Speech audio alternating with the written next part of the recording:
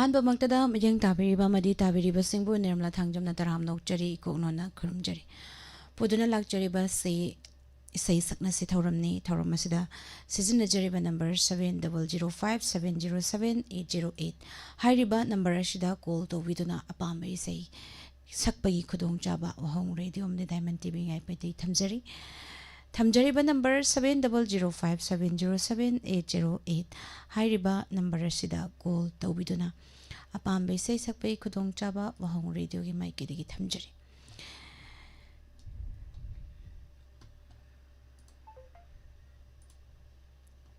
ꯑꯁꯤꯒꯤ ꯂꯥꯏꯚꯇ ꯂꯩꯕꯤꯔꯤꯕ ꯄꯨꯝꯅꯃꯛꯄꯨꯁꯨ ꯇꯔꯥꯝꯅ ꯑꯣꯛꯆꯔꯤ ꯁꯔꯟꯕꯤꯔ ꯋꯥꯡꯈꯦꯝ ꯁꯦꯔꯣꯅꯤ ꯅꯤꯡꯉꯣꯝꯕ ꯏꯃꯥ ꯏꯕꯦꯝꯍꯜ ꯑꯗꯨꯒ ꯆꯦꯕ꯭ꯔꯦꯁꯦꯁꯣꯔꯤ ꯇꯈꯦꯜ ꯆꯪꯕꯝ ꯁꯔ ꯕꯤꯖꯣꯏ ꯇꯣꯡꯕ꯭ꯔꯝ ꯇꯔꯥꯝꯅ ꯑꯣꯛꯆꯔꯤ ꯅꯦꯅꯦ ꯅꯥꯎꯔꯦꯝ ꯏꯕꯦꯝꯍꯜ ꯆꯦ ꯆꯧꯕꯤ ꯇꯔꯥꯝꯅ ꯑꯣꯛꯆꯔꯤ ꯊꯧꯔꯝ ꯑꯁꯤꯗ ꯁꯔꯨꯛ ꯌꯥꯕꯤꯔꯛꯄ ꯍꯜꯂꯣ ꯍꯜꯂꯣ ꯇꯔꯥꯝꯅ ꯑꯣꯛꯆꯔꯤ ꯃꯤꯡ ꯂꯩꯐꯝ ꯍꯥꯏꯕꯤꯌꯨ ꯑꯩ ꯈꯨꯖꯨꯃꯥꯟꯗꯒꯤ ꯁꯟꯖꯦꯝꯕꯝ ꯁꯤꯕꯥꯅꯤ ꯃꯦꯗꯥꯝ ꯇꯔꯥꯝꯅ ꯑꯣꯛꯆꯔꯤ ꯀꯔꯤ ꯏꯁꯩ ꯁꯛꯄꯤꯒꯗꯣꯏꯅꯣ ꯉꯁꯤ ꯑꯩ ꯏꯁꯩ ꯑꯃꯇ ꯁꯛꯆꯒꯦꯅ ꯇꯧꯖꯕꯅꯤ ꯀꯔꯤ ꯏꯁꯩꯅꯣ ꯂꯥꯟꯊꯣꯛꯄꯤꯌꯨ ꯄꯣꯂꯥꯡꯊꯥꯏ ꯋꯥꯡꯕꯒꯤ ꯏꯁꯩ ꯑꯃꯇꯪ ꯁꯛꯆꯔꯛꯑꯒꯦ ꯃꯦꯗꯥꯝ ꯍꯧꯕꯤꯔꯣ ꯂꯩꯆꯤꯟꯒꯤ ꯃꯩꯁꯥ ꯅꯣꯡꯂꯤꯛꯅ ꯈꯪꯕꯤꯗꯦ ꯏꯁꯦꯟꯒꯤ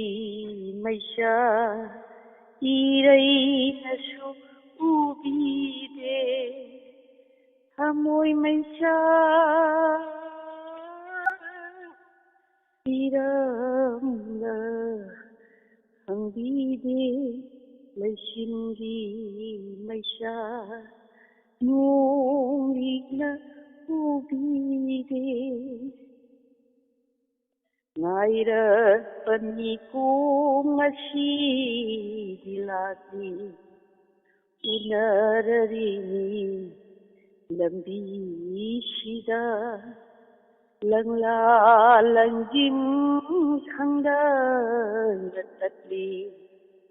ꯃꯤꯠꯂꯨꯗꯤ ꯁꯣꯏꯔꯦ ꯑꯃꯃꯝꯇ ꯑꯣꯏꯅ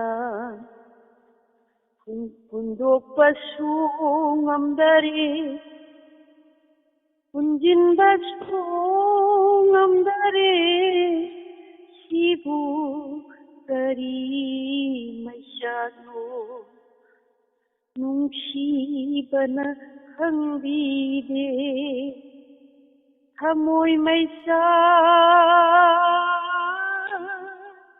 ꯄꯤꯔꯝꯂ ꯈꯪꯕꯤꯗꯦ ꯂꯩꯆꯤꯟꯒꯤ ꯃꯩꯁꯥ ꯅꯣꯡꯂꯤꯛꯅ ꯈꯪꯕꯤꯗꯦ ꯃꯦꯗꯥꯝ ꯂꯣꯏꯖꯔꯒꯦ ꯋꯥ ꯋꯥ ꯌꯥꯝ ꯐꯖꯅ ꯁꯛꯄꯤꯔꯛꯑꯦ ꯏꯁꯩꯁꯦ ꯂꯩꯆꯤꯜꯒꯤ ꯃꯩꯆꯥꯛ ꯅꯣꯡꯂꯤꯛꯅ ꯈꯪꯕꯤꯗꯦ ꯊꯃꯣꯏ ꯃꯩꯆꯥꯛ ꯌꯥꯝ ꯐꯖꯕ ꯏꯁꯩ ꯃꯌꯦꯛꯅꯤ ꯊꯥꯒꯠꯆꯔꯤ ꯍꯥꯏꯅꯤꯡꯉꯥꯏ ꯂꯩꯇꯅ ꯃꯊꯪꯒꯤ ꯀꯣꯂꯔꯗ ꯈꯨꯗꯣꯡꯆꯥꯕ ꯄꯤꯖꯒꯦ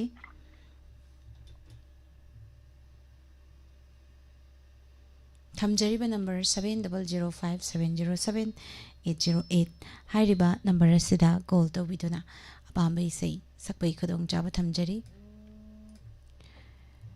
ꯍꯜꯂꯣ ꯐꯣꯟ ꯇꯧꯖꯔꯛꯏꯕ ꯑꯩꯍꯥꯛ ꯇꯦꯟꯊꯥ ꯈꯣꯡꯕꯥꯜꯗꯒꯤ ꯁꯥꯄꯝ ꯆꯟꯗ꯭ꯔꯁꯤꯡꯍꯅꯤ ꯃꯤꯁ ꯇꯔꯥꯝ ꯅꯣꯛꯆꯔꯤ ꯄꯥꯕꯨꯡ ꯉꯁꯤꯁꯨ ꯏꯁꯩ ꯐꯖꯕ ꯑꯃ ꯄꯨꯕꯤꯔꯛꯑꯝꯒꯗꯕ ꯃꯥꯜꯂꯤ ꯀꯔꯤ ꯏꯁꯩ ꯂꯥꯟꯊꯣꯛꯄꯤꯒꯗꯣꯏꯅꯣ ꯄꯥꯕꯨꯡ ꯂꯥꯏ ꯑꯣꯏꯈ꯭ꯔꯕ ꯑꯣꯖꯥ ꯑꯍꯩꯕꯝ ꯁ꯭ꯌꯥꯝꯅ ꯁꯛꯄ ꯃꯇꯝ ꯏꯁꯩ ꯑꯃꯈꯛꯇꯪ ꯁꯛꯆꯒꯦꯅ ꯊꯧꯔꯥꯡ ꯇꯧꯖꯔꯤ ꯃꯤꯁ ꯍꯦꯛꯇ ꯍꯧꯖꯔꯛꯑꯒꯦ ꯍꯧꯕꯤꯔꯣ ꯊꯃꯣꯏ ꯄꯣꯟꯗ ꯌꯣꯛꯂꯝꯕꯤ ꯄ꯭ꯔꯦꯝꯒꯤ ꯖꯤꯟꯖꯨꯔ ꯊꯥꯡꯂꯝꯕꯤ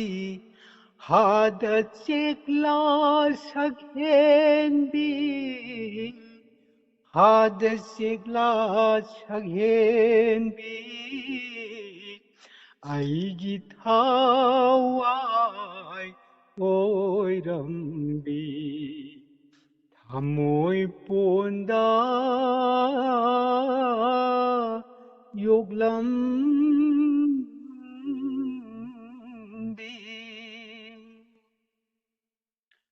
कायना सैबू साक्तुना बिदाय कोलोय सन्दुना नुंसि पौरन सासरे जेक्ला साखबतोय खरो नुंसि पौरन सासरे जेक्ला साखबतोय खरो वारौ गनु जेक्लावो वारौ गनु ओ जेक्लावो थमोय पोंदा योगलम्बी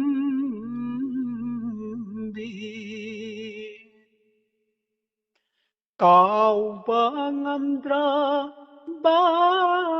aigi thamoyna ningsing kaurageko kapna khamlageko जेक्लाना दोम पायरोको जेक्लाना दोम पायरोको निंजा माइकै पांगलोको निंजा माइकै पांगलोको थमोय पोंदा योगलम्बी प्रेम की जिंजुर थांग लंबी हाद जेक्ला सघेंबी हाद जेक्ला सघेंबी आईगी थावाय ओयरम्बी आईगी थावाय ओयरम्बी थमोय पोंदा योगलम्बी पुम्नमक्पु खुरुमजरी मिसपिसु थागतजरी थागतजरी बाबू याम फजबा इसैनी बाबू अखोइनबक सकपा ngamdaba isai ama khudol biramba hainingai leitana thagatpa phongdokjari makhatar थागतजरी कॉलर द खुदोंग चाव पिजगे सही मतंग खुदोल तमजगे मैं पुनः तामिनसे Hãy subscribe cho kênh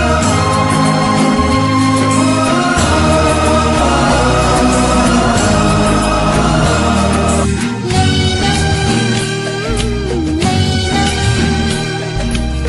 Gõ để không bỏ lỡ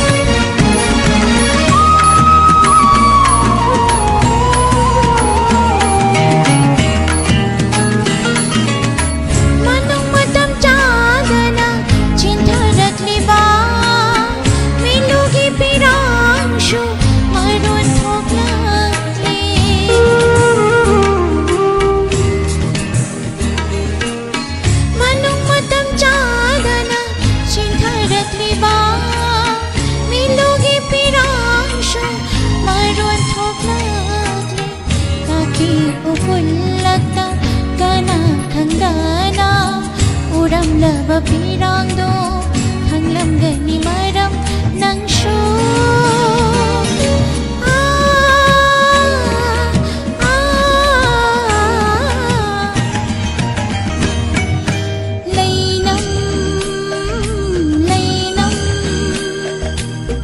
Leinam mamadan thamoy hoki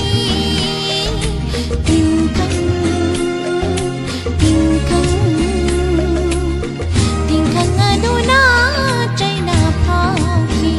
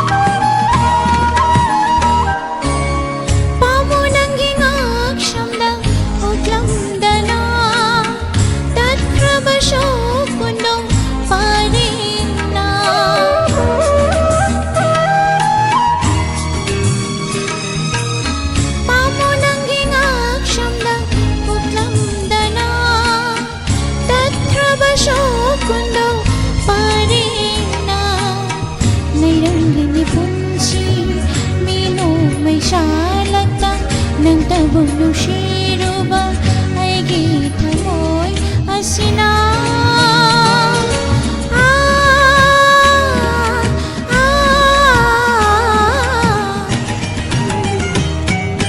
Lainam ho Lainam mamada thamoy hoki tingkang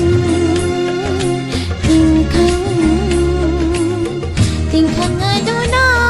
China phauki leirangi leinamga thamoy gasinaki tingkhangi China sho khangbada waki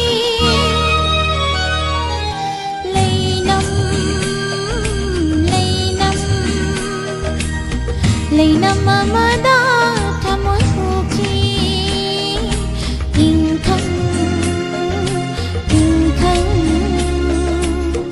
tingkang aduna China phauki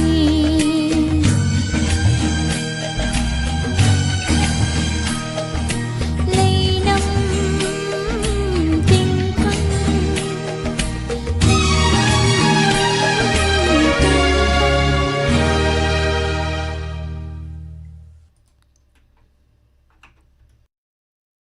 Thagachari pumnamakpu saima mayamda khudol tamjakre Asik live telengsin biriba imarani blalai sangtem taram nokjari nene sabi juwika Madam Susila Okrum taram nokjari Diamond Lashram busu taram nokjari thoromasla sarukya birakpa Facebook page ta library Radhika Chani Langbam taram nokjari thoromasla sarukya birakpa makatarakpa caller lokhachagi hello Hello Taram nokjari minglai from Highview còn tàu chờ đợi và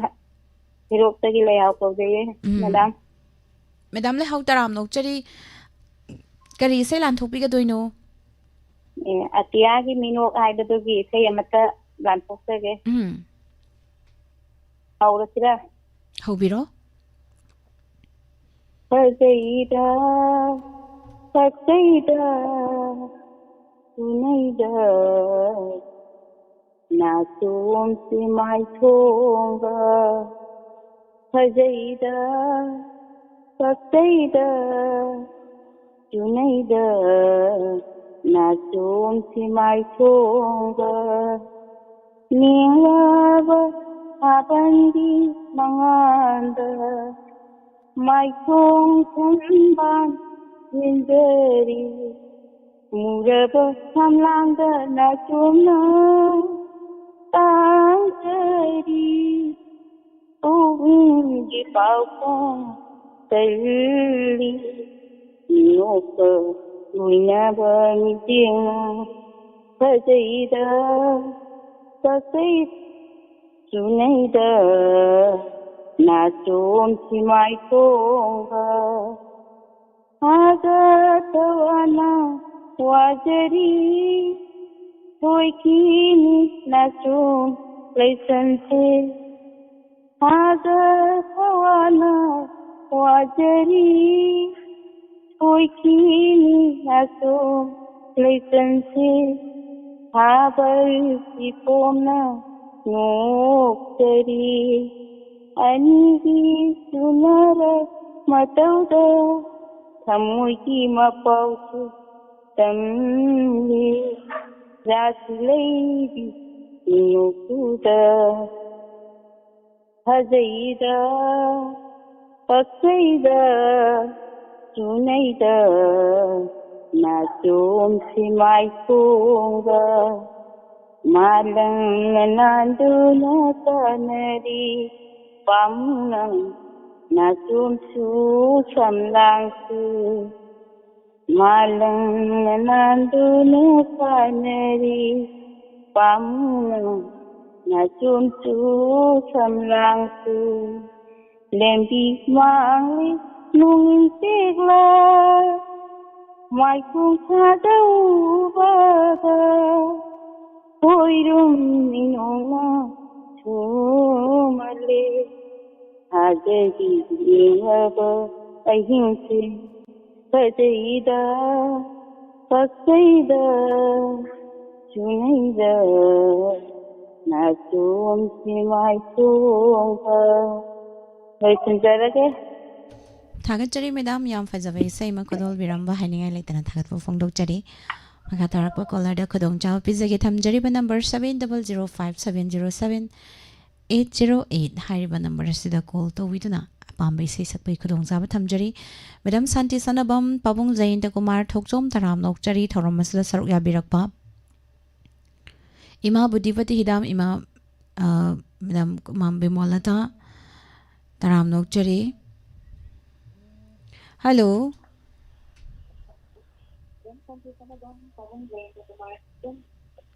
Hello. Hello. Taram no chari ming lai fam haibiyo. Sabu jo chari athopam awala kai gi ma mi pati ni kuye phasha ga wari sanada ba. Ima me pak pi kari mathel jabi khrage nga sisibo. Ngasi je ngarang nungda ngwa thong dana. Ayuk su ka su dum chare horen da gi cha dori. As ngarian do horen dang bu sa do rabro. Horen hau tak tan thong jan dana. As injang chara na numit na chara ahum mari sanai du ni ne ko. Adune. Sa tho ka dawni. Lem bu lem han ya ponte. Aurak pani da. Kari sai lan thok pi ka doi noi ma. Sai yam tak thakla ke. Nahagi sakno han sakya Mani. Tani ngomina tada sunu tani davira lido mo thakno koita Loina tari bani hauraga Hau biro Odika sakya to sai ku karai jakani Kau bro selam dau mal Odika sakya bai sai do ngangi wodo laitra mo thakja lage Ra ha ai che awag se ong ba chi ba tare ra ha ai che radha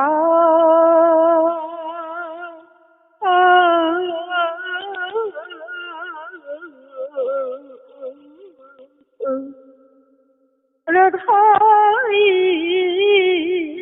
che Ingvaiva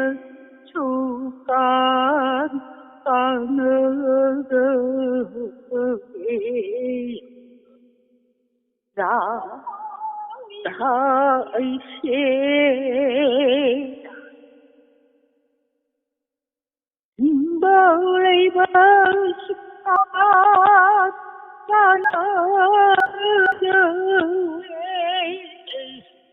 I know I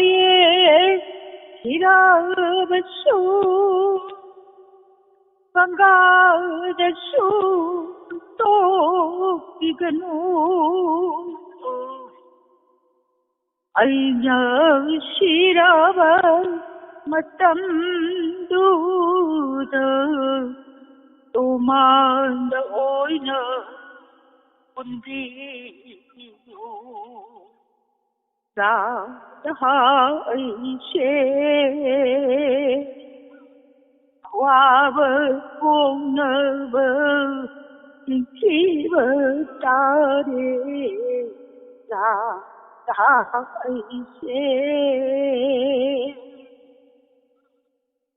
관치누고 정버치라 nang napai kabada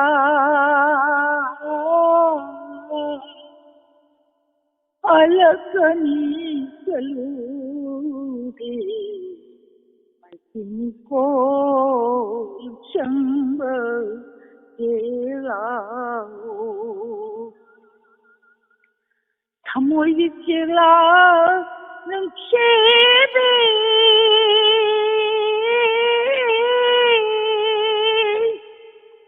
Kinu haine guru don sina nang pai kabada kanana lakana igada genenu ba pasinu ne yung chamba silao Radha aise awaba kongnawa inkiba tarira Radha aise Ya ye malo chala hai bai da bak khabak ada patak da ke sandu थागतचरी मा यामना नुंगसिबा इसै खुदोल बिरामबा हानिया लेदना थागतबा फोंदोकचरी मखा तारकपसिदि इसै मामु खुदोल दमजगे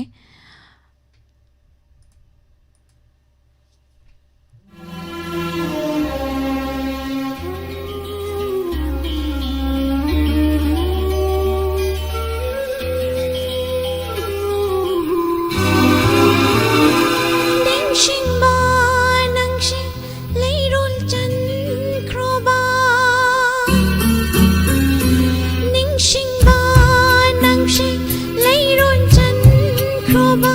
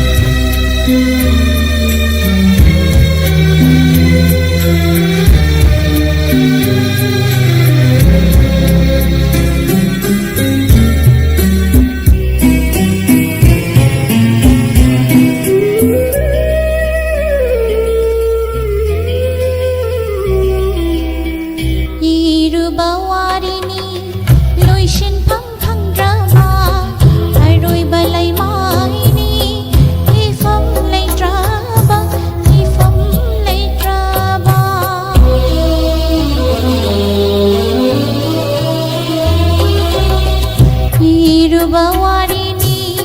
ꯂꯣꯏꯁꯤꯟꯐꯝ ꯈꯪꯗ꯭ꯔꯕ ꯑꯔꯣꯏꯕ ꯂꯃꯥꯏꯅꯤ ꯏꯐꯝ ꯂꯩꯇ꯭ꯔꯕ ꯏꯐꯝ ꯂꯩꯇ꯭ꯔꯕ ꯑꯣꯟꯈ꯭ꯔꯁꯅꯨ ꯇꯥꯡꯒꯣꯏ ꯏꯔꯥꯜꯒꯤ ꯃꯩꯔꯤ ꯂꯛꯇ ꯏꯪꯁꯤꯡꯗꯅꯕ ꯇꯥꯕ ꯊꯣꯛꯇꯅꯕ ꯅꯤꯡꯁꯤꯡꯕ ꯅꯪꯁꯤ ꯂꯩꯔꯣꯟ ꯆꯟꯈ꯭ꯔꯣꯕ ꯅꯤꯡꯁꯤꯡꯕ ꯅꯪꯁꯤ ꯂꯩꯔꯣꯟ ꯆꯟꯈ꯭ꯔꯣꯕ ꯈꯜꯂꯔꯣꯏ ꯑꯃꯨꯛ ꯃꯥꯒꯤ ꯋꯥꯈꯜ ꯂꯩꯀ꯭ꯔꯛ ꯆꯠꯅ ꯆꯦꯛꯈꯥꯏꯔꯕ ꯊꯃꯣꯏꯁꯤꯗ ꯑꯩꯒꯤ ꯆꯤꯟꯕꯤꯔꯔꯣ ꯂꯩ ꯑꯃ ꯆꯤꯟꯕꯤꯔꯔꯣ ꯂꯩ ꯑꯃ ꯂꯩ ꯑꯃ ꯂꯩ ꯑꯃ ꯊꯥꯒꯠꯆꯔꯤ ꯉꯁꯤ ꯁꯛꯆꯔꯤꯕ ꯏꯁꯩꯁꯤꯅ ꯑꯃꯨꯛꯇ ꯃꯃꯥꯡꯗ ꯁꯛꯈꯤꯗ꯭ꯔꯤꯕ ꯏꯁꯩ ꯉꯥꯛꯇꯅꯤ ꯊꯥꯒꯠꯆꯔꯤ ꯏꯅꯥꯎ ꯁꯨꯖꯂꯥ ꯆꯨꯡꯈꯥꯝꯕꯨꯁꯨ ꯇꯔꯥꯝꯅ ꯑꯣꯛꯆꯔꯤ ꯅꯣꯡꯃꯥꯏꯊꯦꯝ ꯄ꯭ꯔꯦꯃꯥꯅꯟꯗ ꯁꯔꯕꯁꯨ ꯇꯔꯥꯝꯅ ꯑꯣꯛꯆꯔꯤ ꯂꯩꯃꯄꯣꯛꯄꯝ ꯁꯅꯥꯊꯣꯏ ꯃꯉꯥꯡ ꯇꯔꯥꯝꯅ ꯑꯣꯛꯆꯔꯤ ꯊꯧꯔꯝ ꯑꯁꯤꯗ ꯁꯔꯨꯛ ꯌꯥꯕꯤꯔꯛꯄ ꯁꯔꯋꯥꯡꯖꯝ ꯇꯣꯝꯕ ꯇꯔꯥꯝꯅ ꯑꯣꯛꯆꯔꯤ ꯃꯦꯗꯥꯝ ꯂꯇꯥ ꯂꯩꯃ ꯊꯥꯒꯠꯆꯔꯤ ꯊꯧꯔꯝ ꯑꯁꯤꯗ ꯁꯔꯨꯛ ꯌꯥꯕꯤꯔꯛꯄ ꯁꯧꯕꯝ ꯑꯃꯤꯇꯥꯕꯨꯁꯨ ꯇꯔꯥꯝꯅ ꯑꯣꯛꯆꯔꯤ ꯃꯥꯕꯨꯗꯤ ꯕꯇꯤ ꯍꯤꯗꯥꯝ ꯊꯥꯒꯠꯆꯔꯤ ꯄꯨꯝꯅꯃꯛꯄꯨ ꯔꯖꯤꯇꯥ ꯂꯩꯃ ꯇꯔꯥꯝꯅ ꯑꯣꯛꯆꯔꯤ ꯏꯁꯩꯁꯦ ꯉꯁꯤ ꯁꯛꯆꯔꯤꯁꯤꯅ ꯑꯍꯥꯟꯕ ꯉꯥꯛꯇꯅꯦ ꯑꯩꯁꯨ ꯏꯁꯩꯁꯦ ꯊꯤꯖꯔꯨꯕꯗ ꯊꯣꯛꯂꯛꯄꯅꯦ ꯍꯥꯏꯇꯥꯔꯦ ꯏꯁꯩ ꯀꯕ꯭ꯔꯕꯝ ꯁꯣꯐꯤꯌꯥ ꯇꯔꯥꯝꯅ ꯑꯣꯛꯆꯔꯤ ꯏꯕꯨꯡꯉꯥꯉꯣ ꯃꯅꯤꯄꯨꯔ ꯇꯔꯥꯝꯅ ꯑꯣꯛꯆꯔꯤ ꯃꯤꯒꯤ ꯃꯆꯥ ꯑꯃꯗ ꯁꯛꯄꯤꯔꯣ ꯍꯥꯏ ꯄꯥꯕꯨꯡ ꯉꯥꯛꯁꯝ ꯇꯣꯡꯕꯁꯦ ꯌꯦꯡꯖꯒꯦ ꯀꯨꯏꯔꯦ ꯁꯛꯈꯤꯗꯕꯁꯨ ꯊꯥꯒꯠꯆꯔꯤ ꯆꯔꯣꯅꯤ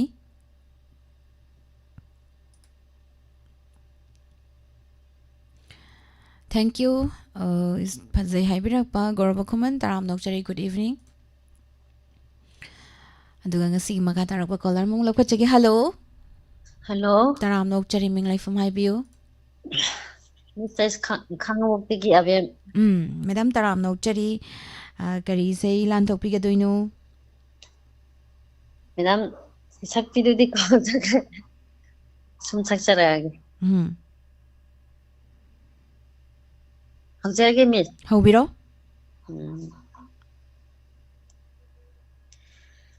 ꯑꯁꯨꯝꯅ ꯀꯥꯏꯅꯅꯤ ꯈꯪꯂꯨꯗꯕꯅ ꯅꯨꯡꯁꯤꯔꯨꯔꯦ ꯑꯁꯨꯝꯅ ꯀꯥꯏꯅꯅꯤ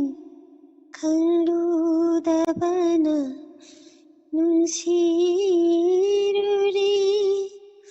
ꯅꯨꯡꯁꯤꯕ ꯀꯔꯤꯅꯣ ꯈꯪꯗꯅ ꯍꯥꯏꯐꯝ ꯈꯪꯗꯕ ꯑꯋꯥꯕꯁꯤꯅ ꯑꯣꯏꯔꯝꯂꯦ ꯅꯨꯡꯁꯤꯒꯤ ꯃꯩꯁꯥ ꯍꯥꯏꯕꯗꯨ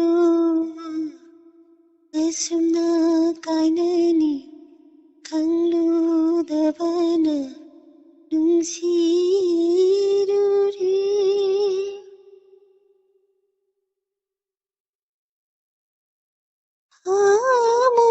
ꯃꯣꯏꯅꯤꯒꯤ ꯃꯔꯛꯇ ꯂꯩꯅꯈꯤꯕ ꯃꯔꯤꯗꯣ ꯇꯠꯈ꯭ꯔꯕꯁꯨ ꯅꯤꯡꯁꯤꯡꯂꯤ ꯉꯁꯤꯁꯨ ꯀꯥꯎꯉꯝꯗꯅ ꯊꯃꯣꯏ ꯑꯅꯤꯒꯤ ꯃꯔꯛꯇ ꯂꯩꯅꯈꯤꯕ ꯃꯔꯤꯗꯣ ꯇꯠꯈ꯭ꯔꯕꯁꯨ ꯅꯤꯡꯁꯤꯡꯂꯤ ꯉꯁꯤꯁꯨ ꯀꯥꯎꯉꯝꯗꯅ ꯅꯨꯡꯁꯤ ꯄꯥꯎꯈꯣꯡ ꯑꯃꯒꯤ ꯆꯤꯜꯊꯔꯤ ꯄꯤꯔꯥꯡꯅ 이제 노이나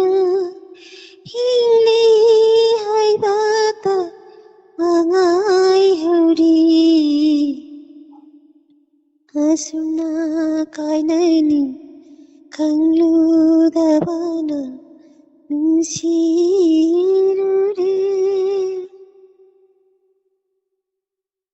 아이나 마이삭시 칼바다 리모리바 문시시 킹크라바수 오닝링아시수 마우사는 가이나 마이삭시 강바다 리모리바 푼시시 킹크라바수 오닝링아시수 마우사는 눈시바오콩아바기 시안테리 피랑나 이시누이나 잉리 하이바타 망아이 허리 에수나 가이느니 강루다바나 눈시루리 로이저리 미스 थागतजरी याम फजबा यम नुंसीबा इसैमा कदोल तंबिरम बाहायनिंगाय लेतना थागत फोंदोकजरी मथंगी कॉलर खोजिन जरगे थमजरीबा नंबर 7005707808 हारिबा नंबर असिदा कॉल तोबिदना पाम्बे इसै सकपै खुदोंग जाबा वांग रेडियो मदि डायमंड टीवी माइकेलै थमजरी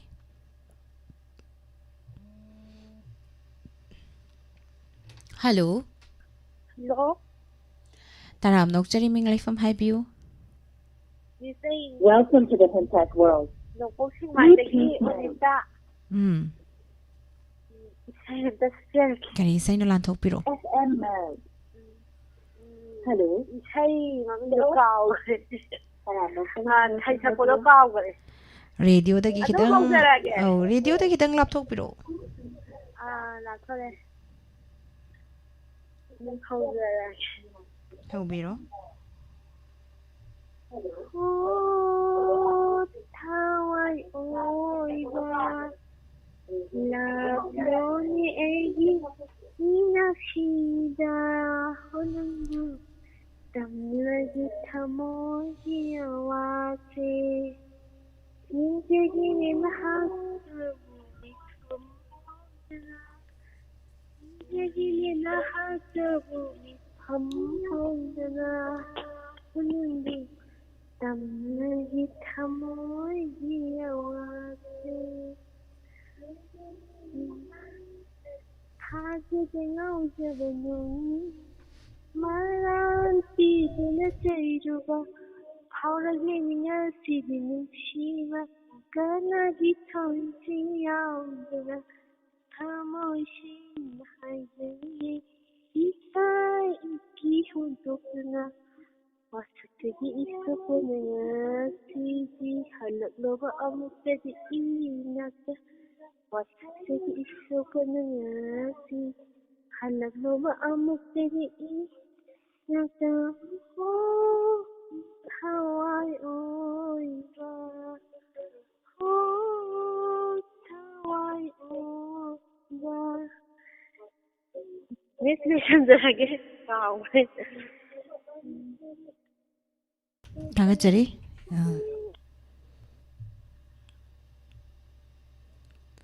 मथंगी कॉलर दा खुदोंजा पिजगी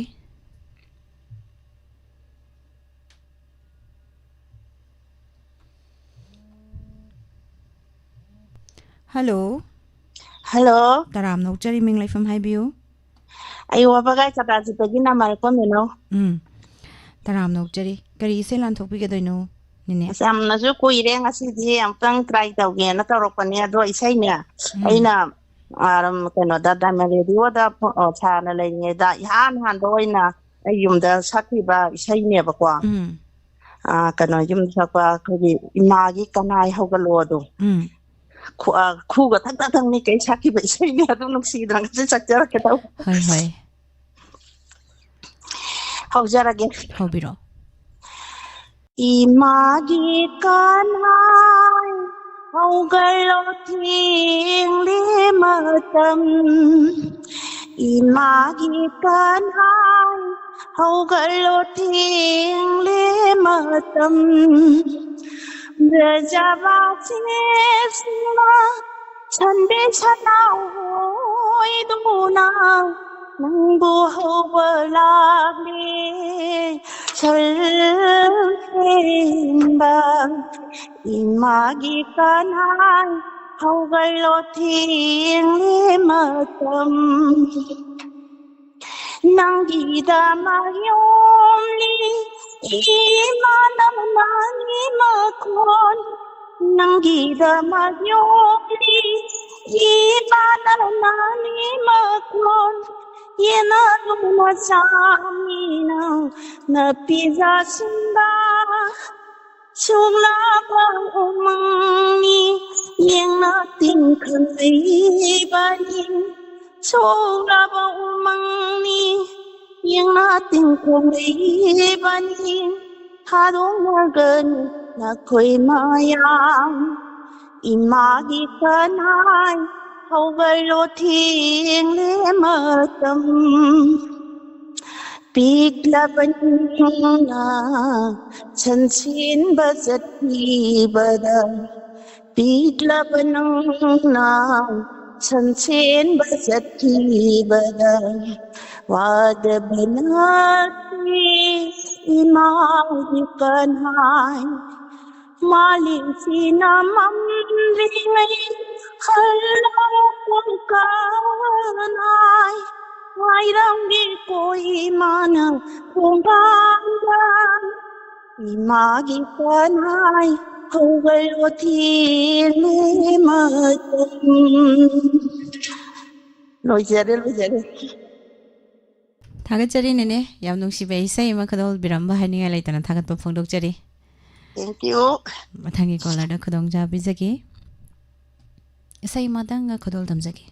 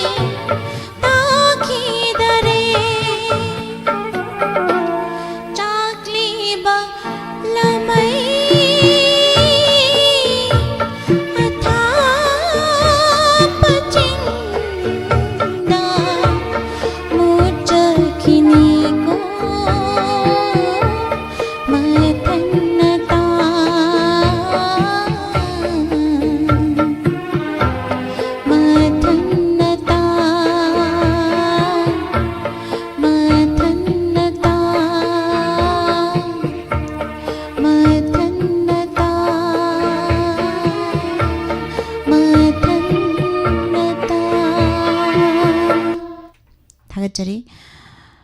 सिगी इसई असि लेबिरिबा लाइफता लेबिरिबा पुमनमकपुसु तराम नोकचरी नेने हेलन युम खाइबा मोइरांग खुनौ तराम नोकचरी माबे मला कोनसम थागतचरी पुमनमकपु लिली सनरिक तराम नोकचरी मैडम बुसु थागतचरी ngasi nongna lengsin be surjit ching taram nokchari nene nauri bemal ise mabem kaksing taram nokchari madam susila थागतचरी मालता लैमा माबिना सकी देवी अथोकफम ताराम नोकचरी थोकसोम सुनीता मैडम बुसु ताराम नोकचरी थौरम असिदा सरुक याबिरकपा कॉलर मम लखुचगी hello hello good evening miss good evening ताराम नोकचरी मिंगले फ्रॉम हाईव्यू मिस आई फोन तौजरी महेंद्र मुतुम वांग विदो स्टेशन बनाकतगी मिस सर महेंद्र ताराम नोकचरी करी से लांथोपीगदोइनो इसै सकनसि थौरम असिदा सरुक याबिरकपा सिंगर दुमक्ति आई काउथोक्सरख्रे अदुबु इसै मते मुतुम अरि मते मुतुम काउथोक्सरके होय हाउबिरो अइना छिरगा अइमों फमदा लाउ कोनंग आमुक्तंगदी मधुना पिलन थामोय अइगी थामोय अइगी अइना छिरगा अइमों फमदा लाउ कोनंग आमुक्तंगदी मधुना पिलनि थामोय अइगी थामोय अइगी थैंक यू मिस मतिक सिमुक्तंग नोथोक्सगे सर महेंद्र कनोने इसै से खुथांग लमचन फिल्म दिगी नुमाइथेम पहाड़ी अमदी नुमाइथेम गीता अनि पना सकमिनखिबे इसैनि याम नुसिबे इसैनि थागतचरी सरनसु अरोइबा कॉलर ओइजरे थैंक यू मिस थागतचरी असगी थौरम असिदा मपुंग फान बिरिबा तोंगान तोंगान बा प्लेटफॉर्म सिंगदा मिटेंग ता बिरिबा पुमनमक पुसो थागत पुफुंगदोकचरी मखा तारकपदा चुमांग निलामु मिटेंग तामिनसि असगी थौरम असि मपुंग फान बिरिबा तोंगान तोंगान बा प्लेटफॉर्म सिंगदा मिटेंग ता बिरिबा पुमनमकपु निर्मला थांगजमना अमुक हन्ना खुरुमचरी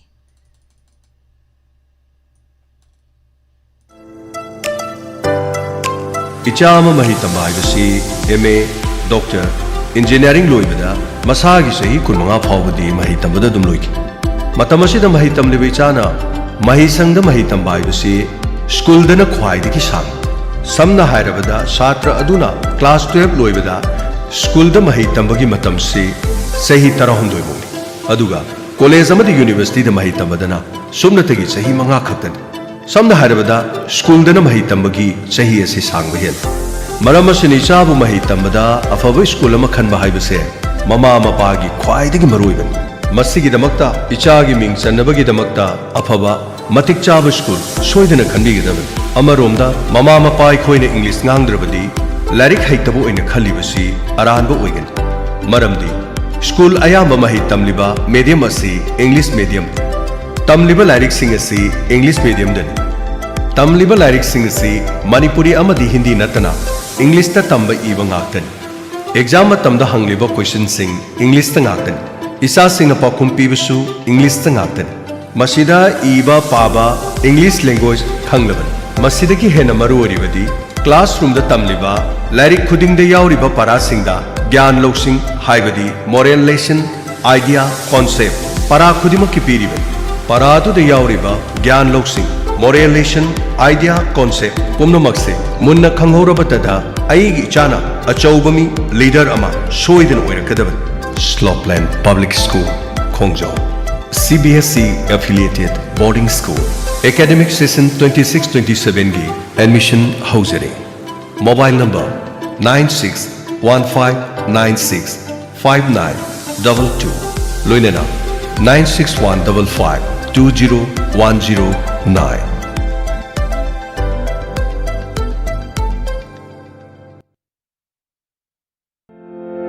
admission open the Best Kid Care Centre Khongjom Bazar Khongjom Bazar दा लेरिबा किड सेंटर असigi लाकदोरिबा सेशन इंग्लिश सिंगनी कुन तरुक के ओइना एडमिशन फॉर्म थाबा होजरी लेबा के हौजिक ओरिबा फिबम असigi खंजदुना एडमिशन फ्री ओइजगनी हारिबा सेंटर असिदा बेबी ग्रुप प्री नर्सरी अमदी केजी पंजरीबा सिंगी ओइना मही तमगी खुदोंग साबा पिजरी सेंटर असिदा निंगथीजना ट्रेन तौरबा ओजा सिंग हाइबदी राइम्स टेट डाइट हारिबा सिंग असि लोइरबा ओजा सिंगना निंगथीना ताकपी तंबिरी सेंटर असिदा प्ले बेस्ड लर्निंग की खुदोंग साबा थमजरी smart classroom kids park toys room indoor अमदी आउटडोर प्ले जोन लोइनना well ventilated classrooms CCTV monitoring classroom खुदोंग साबा लेजरी बेंच सर्विसु लेजरी थबक चिल्लबा ममा मपा सिंगी ओइना डे बोर्डिंग की खुदोंग साबसु पिजरी अदोम अदोंगी सासिंगु मफम असिदा मही तमहनबा मतमदा ख्वाइदगी हेन खुदोंग चारिबदी मफम असिदा खुदोंग थिनिंगाई ओइबा पुखरी नत्रगा अंगांगसिंगदा सोकदबा पोलमसिंग अमता लेते नील खोंगदगी लापथोकलबा मही मसिंग तंबगी ख्वाइदगी फरबा मफम अमनी अकोपा मरोलगेदमा कॉल तोबियु 8731 005400 लोइनन 8119074431 लेंसिन बिरो the Best Kids Care Centre Khongjom बाजार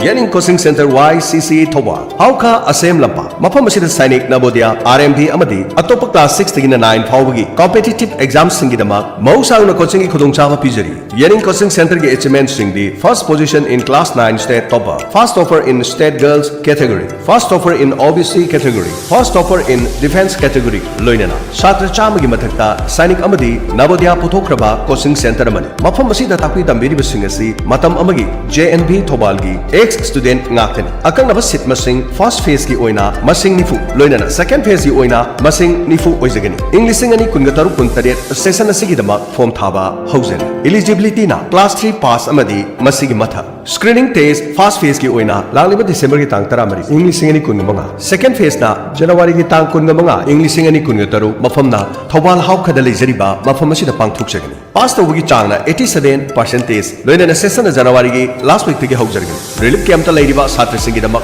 अखनबा खुदोंसाबा पिजरी कोचिंग सेंटर असिगी खुदोंसाबा सिंगदी स्मार्ट क्लास नुपी मसा मदि नुपा मसा सिंगी तोंगान हॉस्टल मतम मतम की ओइना ममा मपा सिंगदा WhatsApp की खुथांगदा फीडबैक पीबा चैप्टर वाइज की टेस्ट